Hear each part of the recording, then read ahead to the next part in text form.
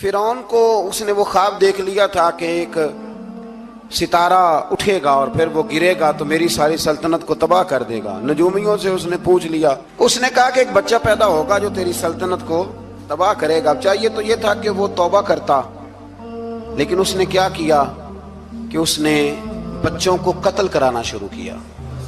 یذبحون ابناءکم، ذبح کرا دیتا تھا تمہارے بیٹوں، اور بچیوں کو وہ زندہ رکھتا تھا۔ تو حضرت موسیٰ جب پیدا ہوئے تو ان کی والدہ نے پتہ کیا کیا، ان کو ایک صندوق میں بند کر کے دریا میں بہا دیا۔ اب دریا میں بہتے جا رہے ہیں تو ماں تھی تو پریشان بھی ہو گئی، ان کی ہمشیرہ کو کہنے لگی ذرا دھیان رکھنا کدھر جاتے ہیں۔ حضرت موسیٰ علیہ السلام دریا میں بہتے بہتے فرعون نے دریا کے کنارے مکان بنایا ہوا تھا۔ آپ کو پتہ ہے بادشاہوں کا ذوق ہوتا ہے، آج کل ہمارے جو حکمران ہیں انہوں نے اس کا نام فارم ہاؤس رکھا ہوا ہے، میرا فارم ہاؤس، اور پرانے زمانے میں لوگ ڈیرا کہتے تھے۔ تو اس نے بھی اس طرح کا فارم ہاؤس بنایا ہوا تھا۔ وہاں پہ حضرت موسیٰ علیہ السلام تیرتے ہوئے تابوت کے اندر، صندوق کے اندر جا رہے ہیں۔ فرعون اور ان کی بیوی حضرت آسیہ بے اولاد تھیں، بڑی تڑپ تھی بیٹے کی، وہ بھی وہاں کھڑی تھی۔ صندوق تیرتا ہوا آیا تو فرعون نے کہا کہ جاؤ پکڑ کے لاؤ دیکھو کیا ہے۔ جب وہ لے کے آئے تو آپ کی ہمشیرہ جو نگرانی کر رہی تھی پریشان ہو گئی کہ یہ تو اس کے ہاتھ لگ گئے، یہ تو اب مار ڈالے گا۔ لیکن جب خوبصورت اور چمکتا ہوا بچہ دیکھا تو بی بی آسیہ کہنے لگی یہ بنی اسرائیل کا ہے ہی نہیں، یہ تو پتہ نہیں کہاں سے بہتا ہوا یہاں آ گیا ہے، تو ایسے ہی چھوڑ، یہ پتہ نہیں کہاں سے ہے، رکھ نہ لیں رکھ نہ لیں۔ تو حضرت موسیٰ علیہ السلام وہ کہنے لگا نہیں انہی کے ہیں، موسیٰ علیہ السلام اسی کے ہیں۔ تو آسیہ کہنے لگی تیرے تو سر پہ بس بھوت ہی سوار ہو گیا، ہر وقت وہی لوگ تجھے یاد رہتے، یہ پتہ نہیں کہاں سے بہ کے آیا۔ اب رکھ لیا، مان گیا فرعون۔ آپ فرعون کے گھر میں جو اس لیے بچے مروا رہا تھا کہ میری سلطنت حضرت موسیٰ پیدا نہ ہو جائیں، تو اسی کے گھر میں پرورش پانے لگے، اسی کے گھر میں۔ اب عورتیں منگائیں گئی دودھ پلانے کے لیے، تو حضرت موسیٰ علیہ السلام کسی بی بی کا دودھ نہیں پیتے، تو آپ کی ہمشیرہ وہیں دائیں بائیں گھومتی رہتی۔ تو کہنے لگی جناب آسیہ سے کہ میں ایک بی بی کو جانتی ہوں، بڑی صاف ستھری ہے، مجھے امید ہے یہ بچہ اس کا دودھ پیے گا۔ تو فرعون کہنے لگا دوڑ کے لا، تو اپنی والدہ کو لے کے آئیں تو حضرت موسیٰ نے فوراً دودھ پینا شروع کر دیا۔ فرعون کو پھر تھوڑا شک ہوا۔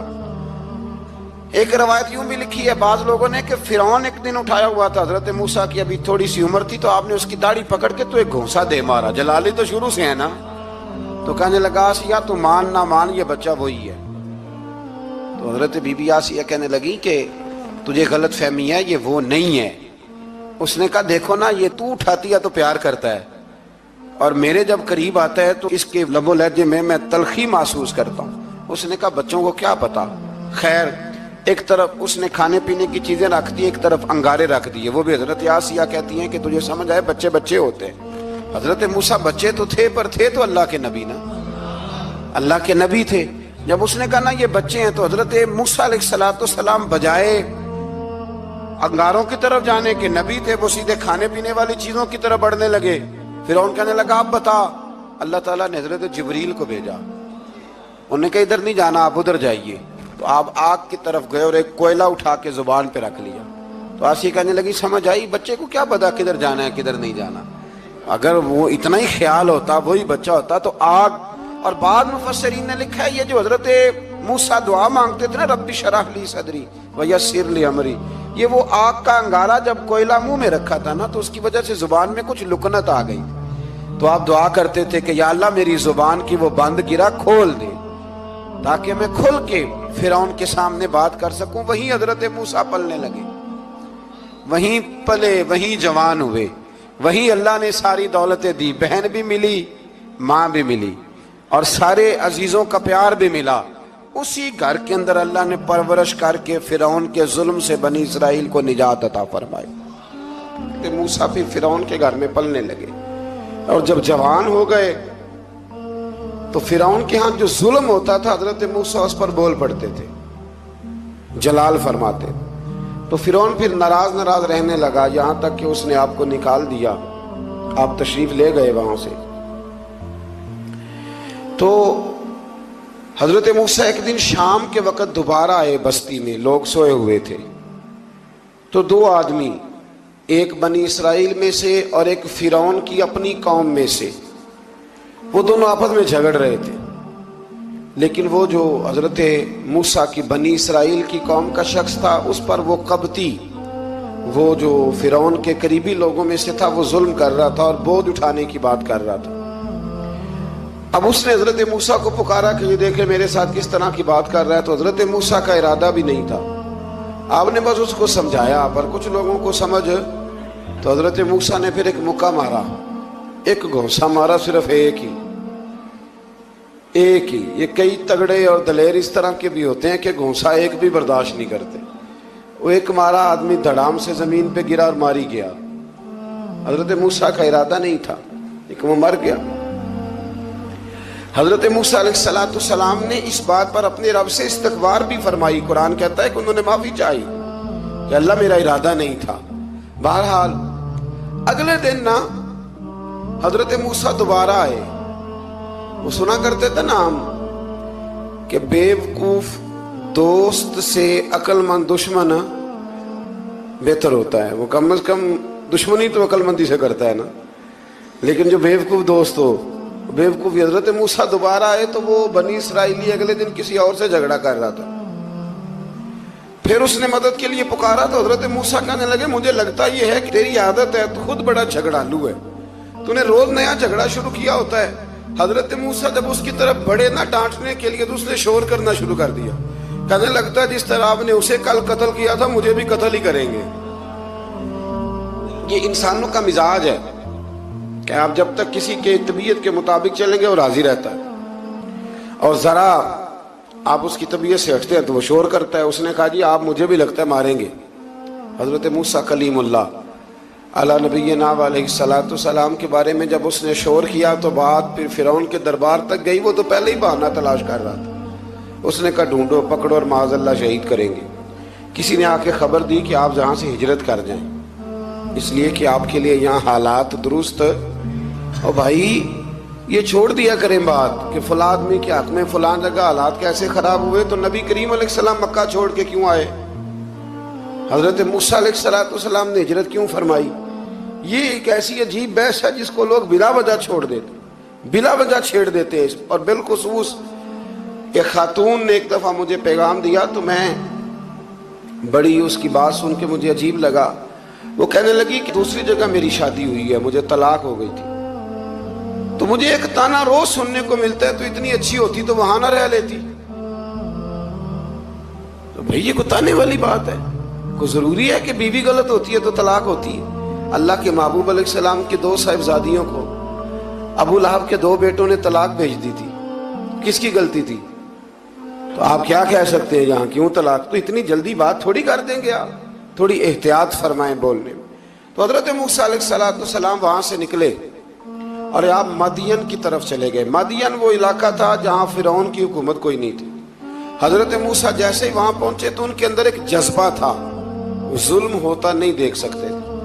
جب وہاں پہنچے تو انہوں نے دیکھا لوگ اپنے اپنے جانوروں کو گھاٹ پہ پانی پلا رہے ہیں اور دو خواتین ہیں وہ بالکل پیچھے کھڑی ہیں. تو حضرت موسیٰ کلیم آگے بڑھ کے کہنے لگے تم کیوں نہیں پانی پلاتی؟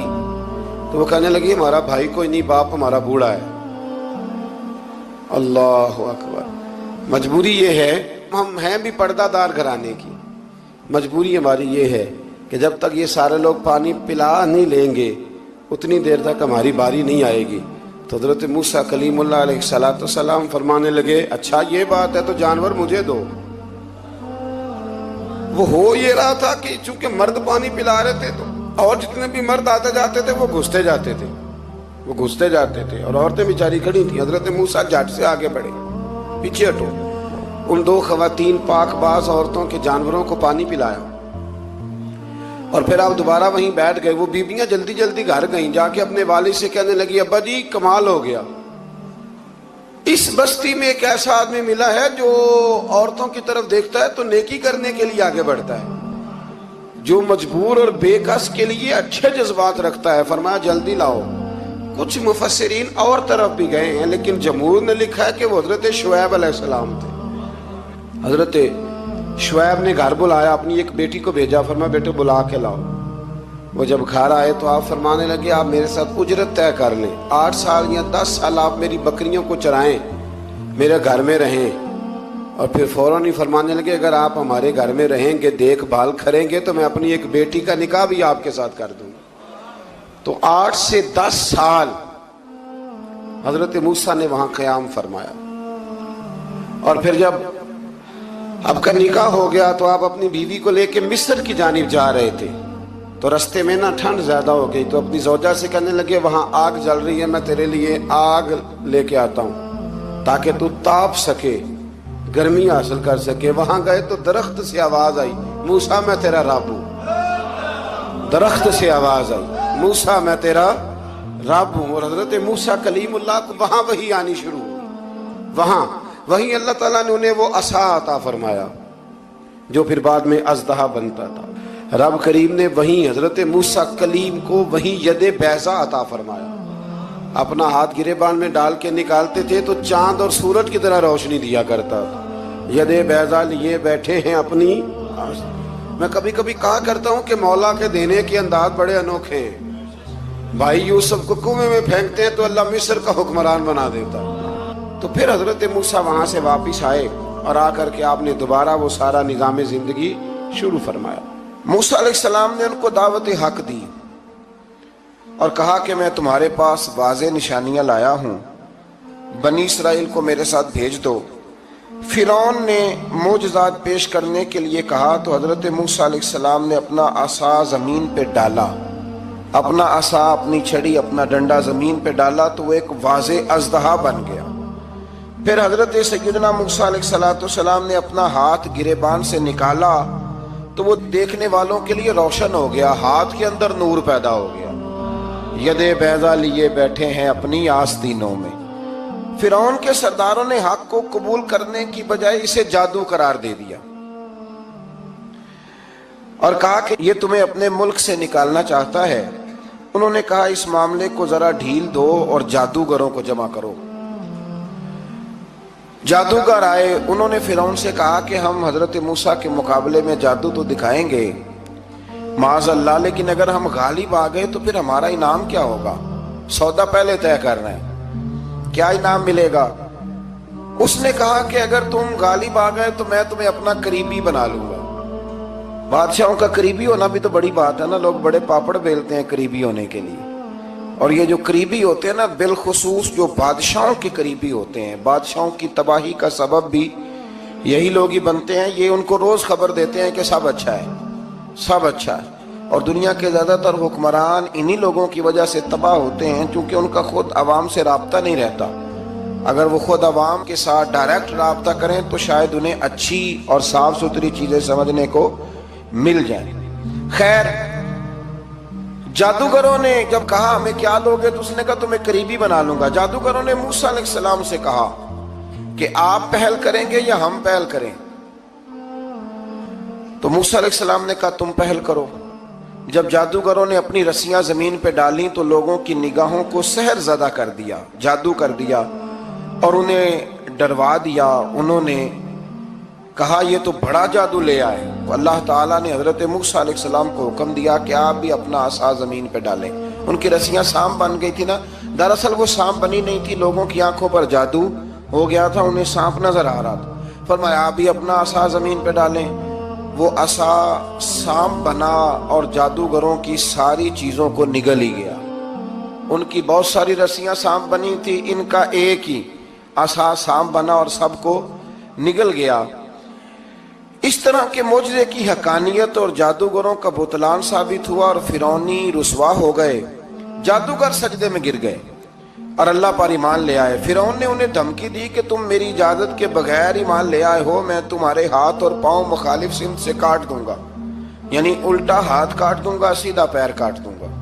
मेरी बगैर इजाजत ईमान ले आए हो और तुम्हें सूली पे भी चढ़वा दूंगा।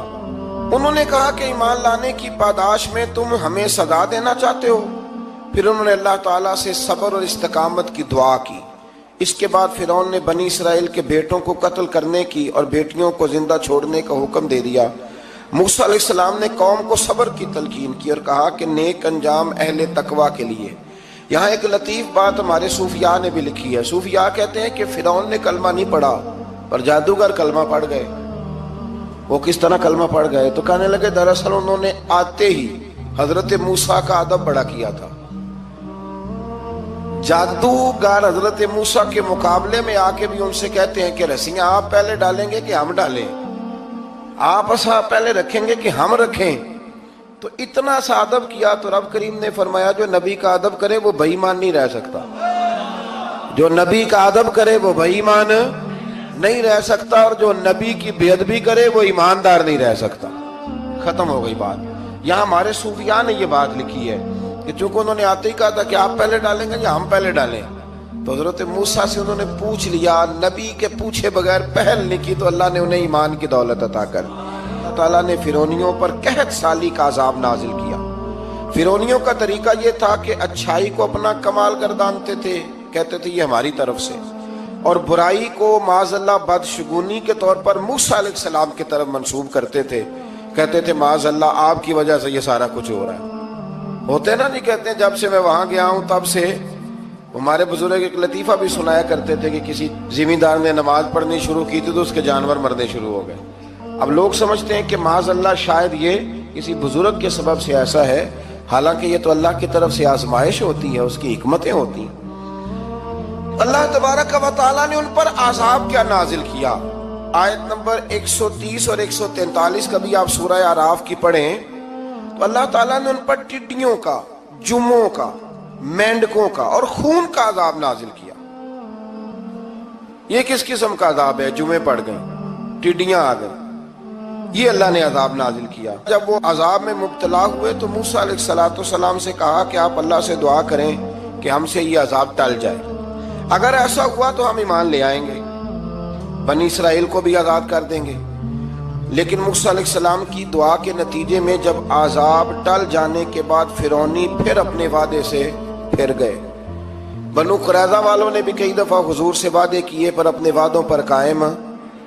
ایک بات آپ سے یہاں روک کے عرض کر دوں، ہم بھی کئی دفعہ کہتے ہیں ذرا بریک کبھی گاڑی کی نہیں نہ لگتی تو ہم ارادہ کرتے ہیں کہ آج سے ہی نماز شروع کر دینی، ذرا طبیعت زیادہ لیل ہوتی ہے تو ارادہ کرتے ہیں نا کہ بھائی آج کے بعد ہم نے نیک، پھر کیا ہوتا ہے شفا ہو گئی تو چھٹی ہو گئی۔ یہ طریقہ درست نہیں، یہ تو کفار کا طریقہ بیان کیا نا قرآن پاک نے۔ یہاں فرمایا جب اللہ تبارک و تعالیٰ نے انہیں نجات دے دی تو اپنے وعدے سے مکر گئے، تو پھر اللہ تبارک و تعالیٰ نے بنی اسرائیل کو سمندر پار کر کے ایسی قوم کے پاس پہنچا دیا جو بتوں کی پرستش کرتی تھی۔ وہ تو بچ گئے لیکن فرعونی سارے دریا کے اندر غرق ہو گئے۔ حضرت موسیٰ علیہ السلام سے کہنے لگے کہ ہمارے لیے بھی یہ خدا بنا دیجئے۔ حضرت موسیٰ علیہ السلام نے فرمایا بت پرستی کرنے والے جاہل ہیں۔ یہ بت پرست قوم کے پاس جب گئے نا بنی اسرائیل والے، بت پوجتے ہوئے دیکھا تو کہنے لگے ہمارے لیے بھی سامنے بنا کے رکھ دو۔ فرمایا یہ تو جاہل ہیں، تم انہیں دیکھ کے اثر قبول کر رہے ہو اور اپنی جاہلیت کے باعث یہ ہلاک ہونے والے بھی ہیں۔ پھر اللہ تعالیٰ نے بنی اسرائیل پر اپنی نعمتوں کا ذکر فرمایا، اور موسیٰ علیہ السلام نے اپنی قوم میں ہارون علیہ السلام کو اپنا جانشین فرمایا اور کوہ طور پر تشریف لے گئے۔ اللہ نے فرمایا وہاں آ جائیں، میں آپ کو تورات عطا کرتا ہوں۔ 40 دن کا یہ عرصہ تھا۔ موسیٰ علیہ السلام نے وہاں پہ جا کے، وہ سارا واقعہ بھی انہی آیات میں ہے کہ حضرت موسیٰ نے عرض کیا تھا کہ رب ارنی، یا اللہ میں تجھے دیکھنا چاہتا ہوں، تو فرمایا لن ترانی، تو نہیں دیکھ سکتا۔ وہ بھی یہاں اللہ نے ذکر فرمایا۔ پھر اللہ تعالیٰ نے اپنی ایک تجلی جب کوہ طور پہ ڈالی تو حضرت موسیٰ علیہ السلام تاب نہ لا سکے اور بے ہوش ہو گئے، اور پہاڑ بھی ریزہ ریزہ ہو گیا۔ اس کا ذکر بھی اللہ نے انہی آیات میں فرمایا۔ آیت نمبر 144 سے 155 تک حضرت موسیٰ علیہ السلام کو رسالت عطا کرنے، کلیم اللہ کا منصب عطا کرنے، تورات عطا کرنے کا ذکر ہے۔ آگے چل کے بتایا کہ جو متکبر لوگ ہیں نا وہ آیات الہیہ سے منہ پھیرتے ہیں، اور جو لوگ اللہ کی آیات اور قیامت کو جھٹلاتے ہیں ان کے اعمال باطل ہیں۔ پھر موسیٰ علیہ السلام کے کوہ طور پر قیام کے عرصے میں بنی اسرائیل کے زیورات سے بچڑا بنا کر اسے معبود بنانے کا ذکر ہے۔ ان میں ایک جادوگر تھا سامری، سنا ہے سلالہ میں اس کی قبر ہے۔ حضرت موسیٰ کوہ طور پہ چلے گئے تو اس نے پیچھے سے سونے کا ایک بچڑا بنا لیا، اس میں سونے کی تاریں اس کے منہ میں لگائیں، ہوا چلتی تھی تو بجتی تھی۔ اتنے کمزور عقیدے کی یہ قوم تھی کہ انہوں نے فٹافٹ ماننا شروع کر لیا، فٹافٹ ماننا، کہنے لگے یہ ٹھیک ہے۔ چنانچہ موسیٰ علیہ السلام جب واپس آئے تو قوم پر غصے اور افسوس کا اظہار فرمایا اور کہا میرے پیچھے تم نے ایسا برا کام کیا ہے۔ انہوں نے تورات کی تختیاں بھی زمین پہ ڈالی اور اپنے بھائی ہارون علیہ السلام کا سر پکڑ کے اس سے جواب طلبی کی۔ انہوں نے کہا اے میرے ماں جائے، بڑے خوبصورت لفظ ہے قرآن پاک، اے میرے ماں جائے، اے میرے بھائی، قوم نے مجھے بے بس کر دیا اور قریب تھا کہ یہ مجھے قتل بھی کر دیتے۔ اب آپ مجھ پر سختی کر کے دشمنوں کو ہنسنے کا موقع نہ دیں، کبھی بھی دشمنوں کو اپنے اوپر ہنسنے کا موقع نہ دینا چاہیے۔ پھر آیت نمبر 151 میں موسیٰ علیہ السلام کی دعا اور کلمات استغفار کا ذکر ہے۔ آگے چل کے بتایا کہ غصہ ٹھنڈا ہونے پر موسیٰ علیہ السلام نے تورات کی تختیوں کو اٹھایا جن کی تحریر میں اللہ سے ڈرنے والوں کے لیے ہدایت اور رحمت کی بشارت تھی۔ آیت نمبر 156 سے لے کر 158 تک میں موسیٰ علیہ السلام کی دعا کا ذکر ہے، جس میں انہوں نے اپنی قوم کے لیے اللہ تعالیٰ سے دنیا اور آخرت کی بھلائی مانگی۔ اللہ تعالیٰ نے فرمایا یہ کامل نعمت میں ان لوگوں کو عطا کروں گا جو ایمان کے ساتھ تقوی بھی اختیار کریں گے، یہ انہیں ملے گی نعمت، اور پھر وہ زکوٰۃ دیں گے اور اس عظیم رسول یعنی نبی کریم صلی اللہ تعالی علیہ وآلہ وسلم کی وہ پیروی کریں۔